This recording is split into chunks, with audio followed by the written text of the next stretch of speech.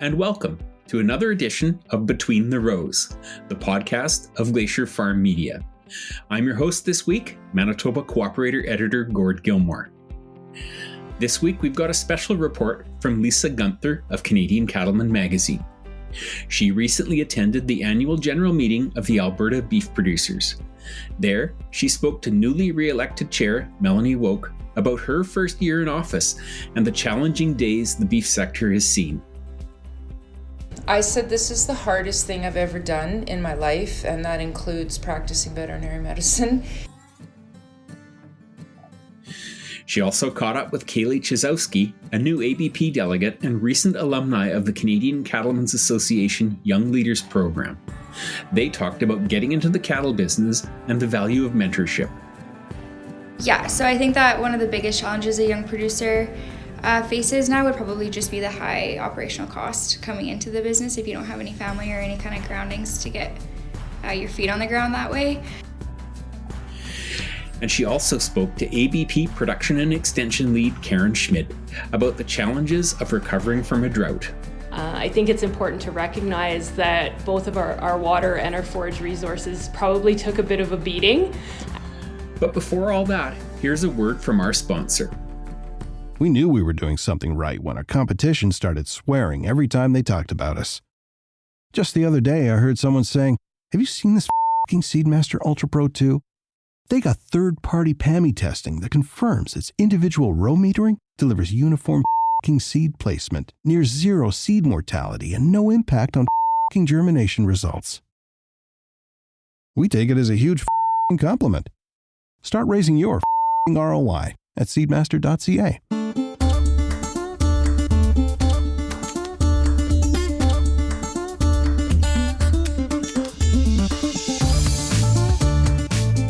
We're back. You're listening to Between the Rows, and I'm your host this week, Gord Gilmour.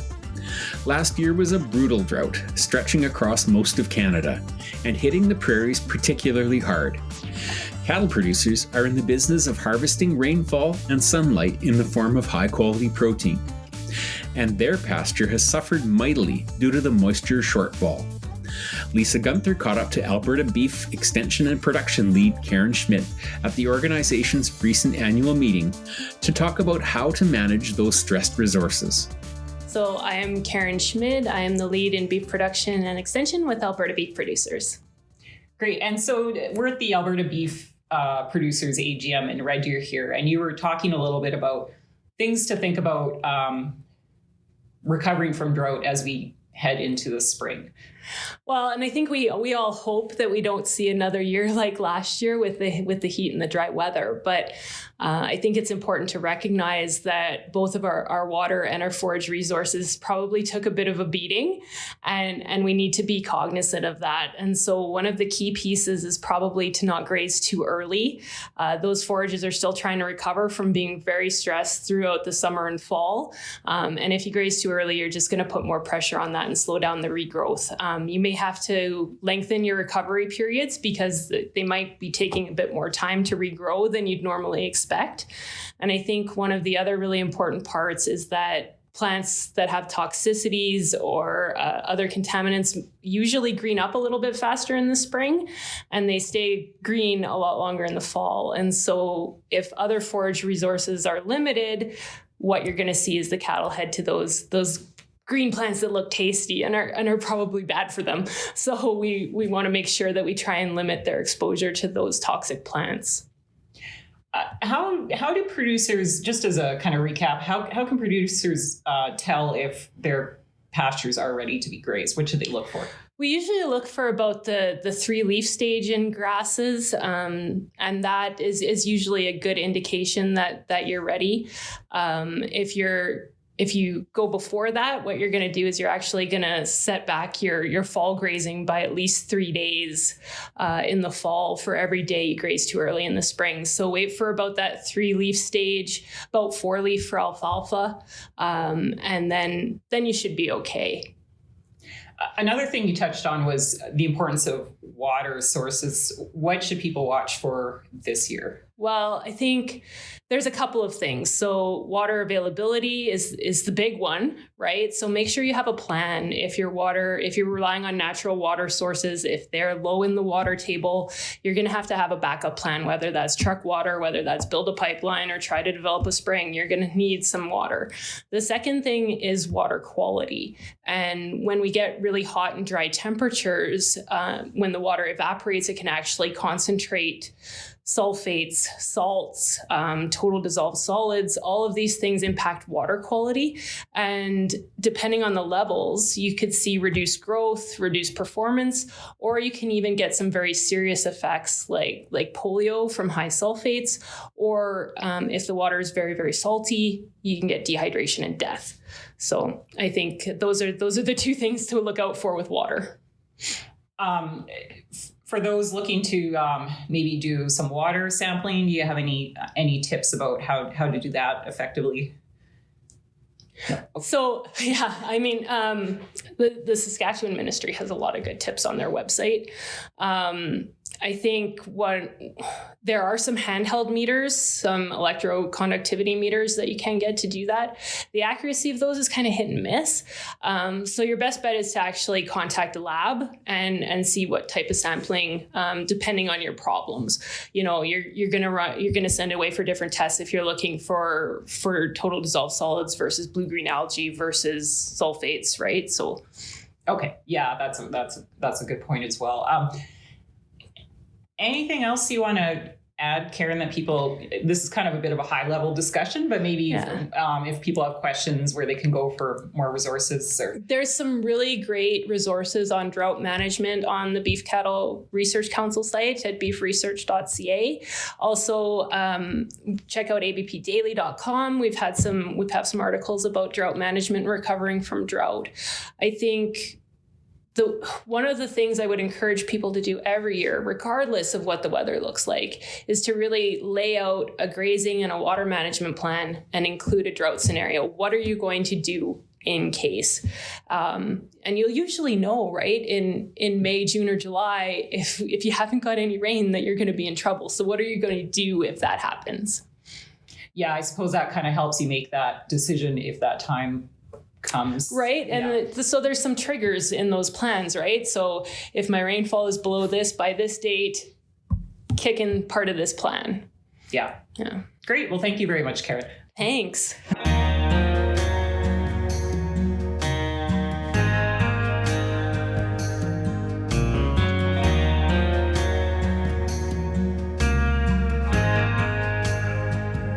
That was Karen Schmidt in conversation with Lisa Gunther of Canadian Cattlemen. You're listening to Between the Rows, and I'm your host this week, Gord Gilmour of the Manitoba Co-operator. Being a young cattle producer is challenging when building their business. Lisa and Kaylee Chizowski recently sat down to talk about how producers like her are navigating these challenges.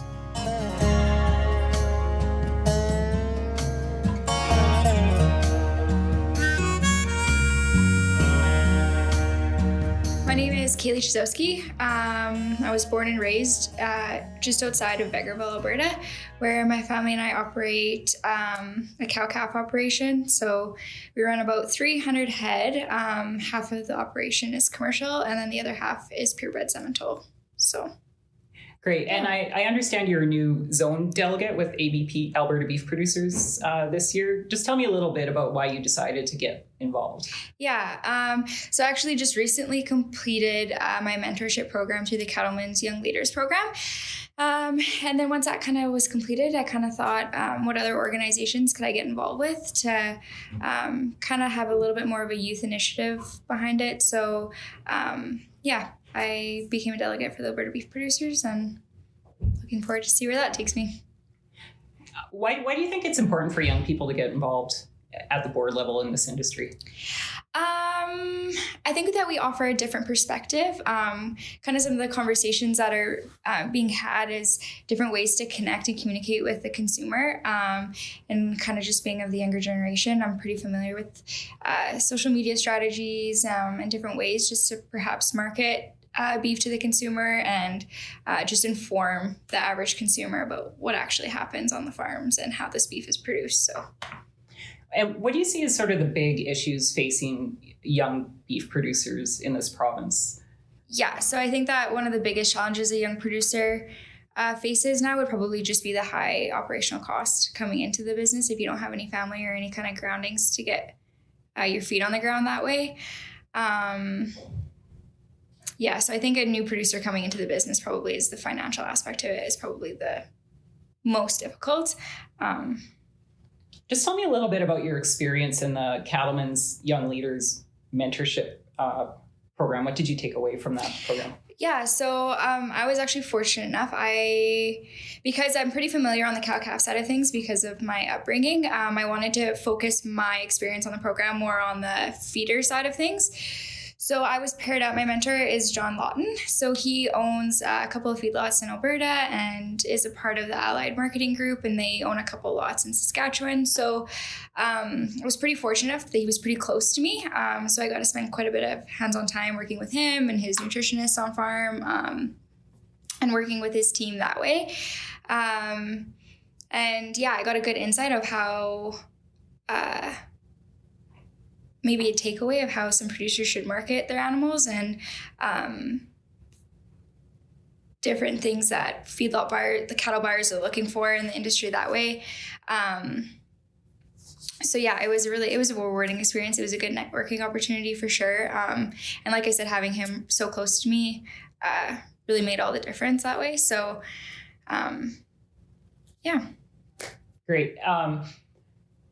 What would you say, because I understand the deadline for the Cattlemen's Young Leaders program is end of March here. What would you say to people that are thinking about applying this year?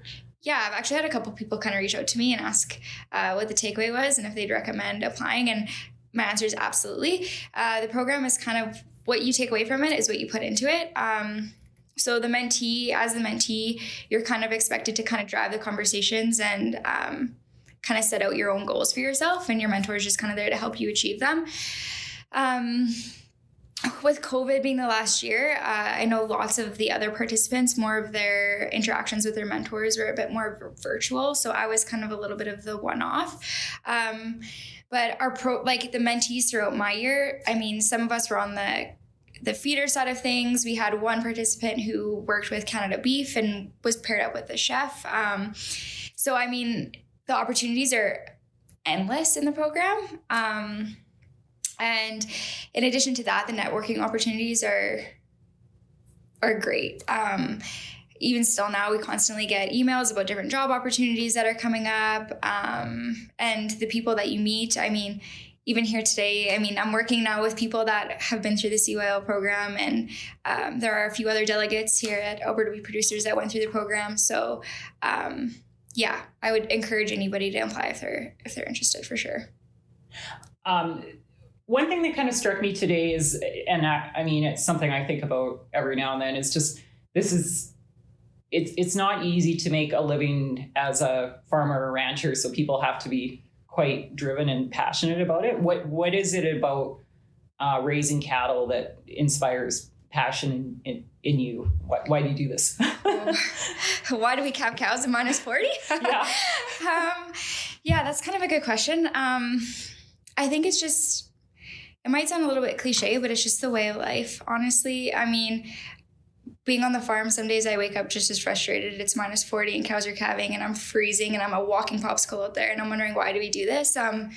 But honestly, like at the end of the day, when it's summertime and the cows are out there grazing and you get to see the finished product and all your blood, sweat, and actual tears kind of are worth it. And the life lessons it teaches you. I mean, I would like to think that the work ethic I have is because of the farm, and I'm a lot more appreciative of the food I have on the table because I know of the work that it puts into. And at the end of the day, farmers feed the world. So I'm just grateful to have the opportunity to be a part of it. And yeah, I think that it's probably not for everybody, but it's definitely my preferred way of life. And I wouldn't have it any other way, that's for sure. But yeah. Great. Anything else you want to add? I don't think so. Okay. I always ask that. That's like the standard end of the question. I'm like, oh, wow, I don't know. Yeah. Well, great. Thank you so much. Yeah, no worries. Thanks for having me.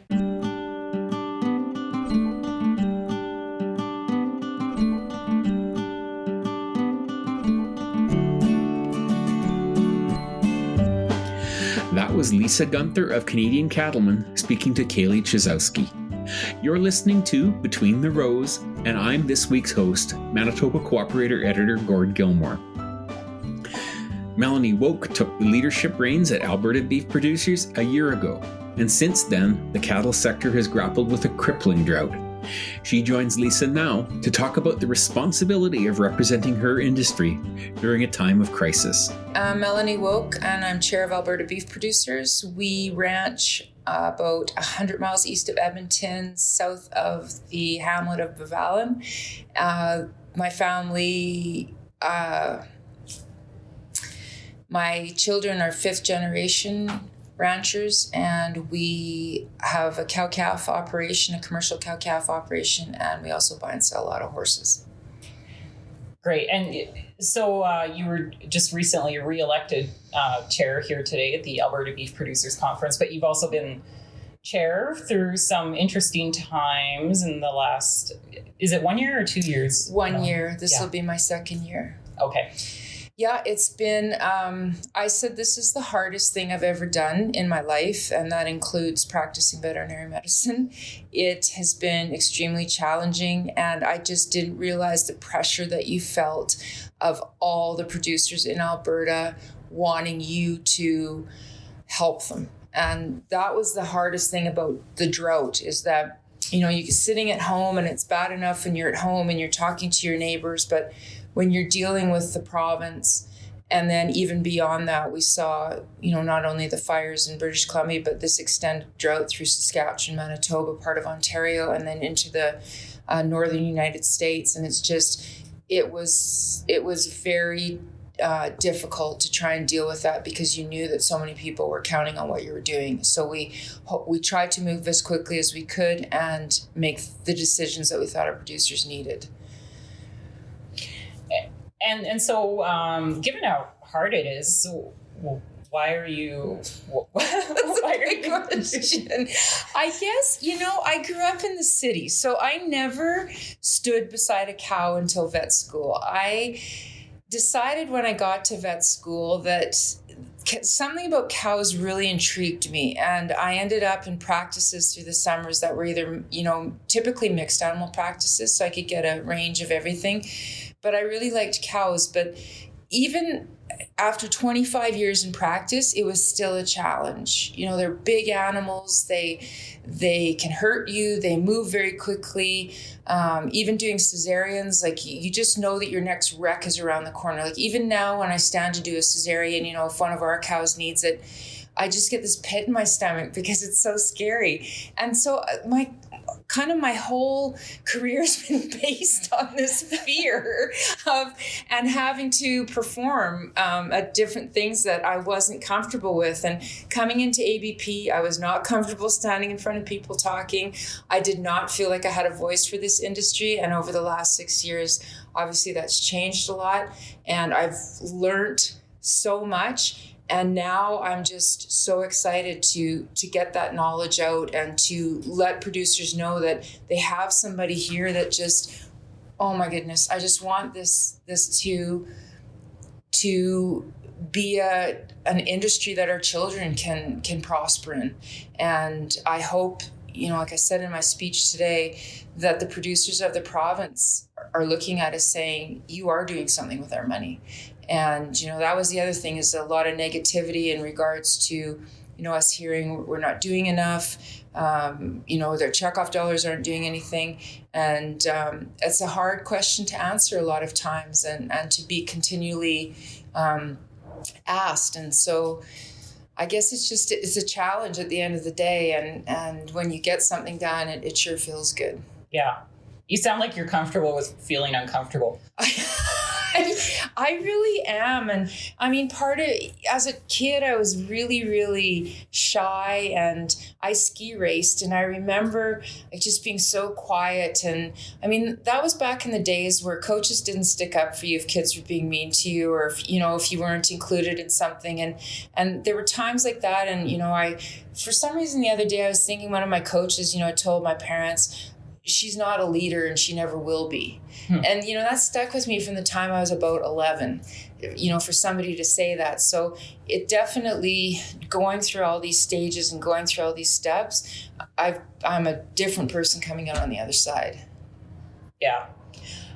One thing, I mean, you've certainly been facing your share of challenges. As it's interesting, you just never know when you step into these leadership positions what you're going to deal with over the next year or more. But one thing you did talk about a little bit today that came up is the veterinarian shortage, which is something that's been going on for many years. And what are your thoughts on that?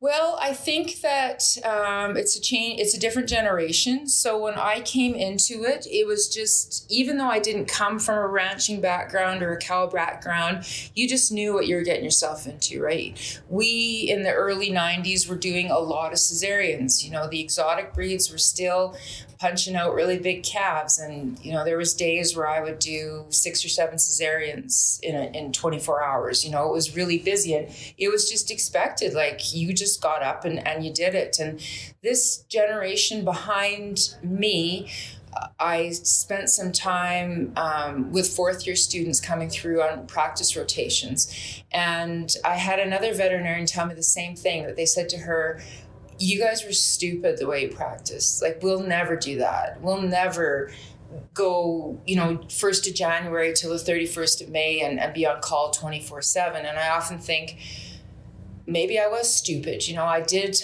miss out on a lot of stuff my kids were doing. Luckily, I have an awesome husband that you know, picked up the slack. But that's one big regret in my life is a lot of the things I missed. But then at the end of the day, I think, but I chose this, and people relied on me to do a job for them at the end of the day. And so I don't regret it, but I think that is a big issue now is quality of life for this generation behind us. And a lot of people maybe don't agree with that, but I think it's very important to them. And I think it's something that, I don't know how the veterinary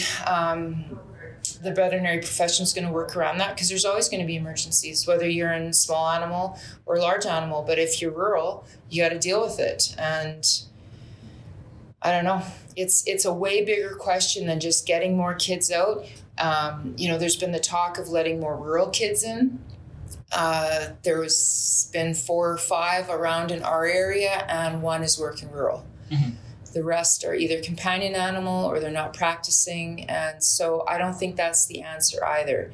I mean, my biggest joke is that because our profession is also like now graduating 85 to 90% women, you got to marry a cowboy that lives in the middle of nowhere, and you have no choice to do anything but what I did. But, you know, it's not funny, but it is kind of funny. And that's where I get stuck. And so I brought up at the meeting that, you know, I've really been pushing the Veterinary Association to open up the act, to get technicians to do more, to take the pressure off of veterinarians. Why do we need a veterinarian out all day preg testing? Why do you need to send a veterinarian out to do a uterine prolapse or a vaginal prolapse? Like, that can be done by technicians, just like you would with a nurse practitioner. Vaccinating, things like that, it'll bring more income into the veterinary practices. In return, they can pay those technicians more. Hopefully we'll get more retention there, and it'll take some pressure off the veterinarian. One thing you said to me that really resonated with me was like, it is not easy just in general to live in a rural area, but it's been a really good life. Oh, like, I just love sitting at our house and not seeing a car drive by for 2 days. I'm just that kind of person. To me, it is the most relaxing, beautiful place on the planet to live. You know, I used to enjoy running a lot, and it was, you know, I could go out in any direction, and it was just, you know, take the dogs with me for some extra protection against the bears. But even just going to the grocery store, my family's still in Calgary, you go to the co-op to pick something up and you're waiting in line. You go to Vegreville for your groceries. If there's one person ahead of you, they're opening up a new checkout. It's just, and the people, and that's one thing I found working with cattle people in practice, just phenomenal people to work with, especially once they got to know me. And, like I said, they're big animals. You run into wrecks, stuff dies right in front of you. And people were just extremely understanding and willing to help me. And that's one thing I always told, the young girls or young women that were coming through on these rotations is, I don't care who you're talking to, we're never as strong as a man. And take their help. They love to give it. And, they'd rather help you than see you struggling and end up in a wreck. And so those were things I learned. If the guy's standing beside me, you want me to hold that? Absolutely. Here, you hold this uterus while I put it in, Why would I fight with that? So that to me, those relationships I had were pretty special. And it continued on, with our kids being at a smaller school and knowing the teachers and knowing the other kids in their class. And it's just been a beautiful place to have a family. Anything else you want to add, or? No, just that, our same executive is returning this year for a second year. And so we're looking ahead to year 2. God only knows what's in store for us. We'll soon find out. We've just had word that there's going to be a rail strike. So I'm sure we'll be working with the Canadian Cattlemen's Association as well as the Alberta Cattle Feeders to figure out how to continue to get feed to their cattle. But I'm just looking forward to, we've got some new faces on our board and just another hopefully exciting year ahead. Great. Well, thanks so much. It's great to talk to you. Thank you.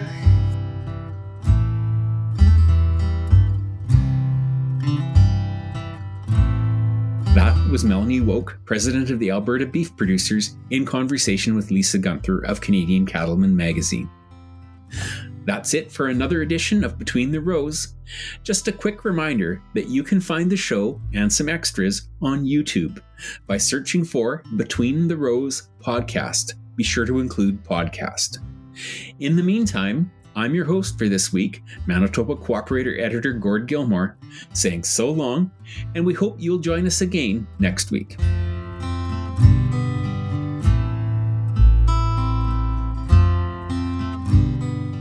We knew we were doing something right when our competition started swearing every time they talked about us. Just the other day, I heard someone saying, "Have you seen this f***ing Seedmaster Ultra Pro 2?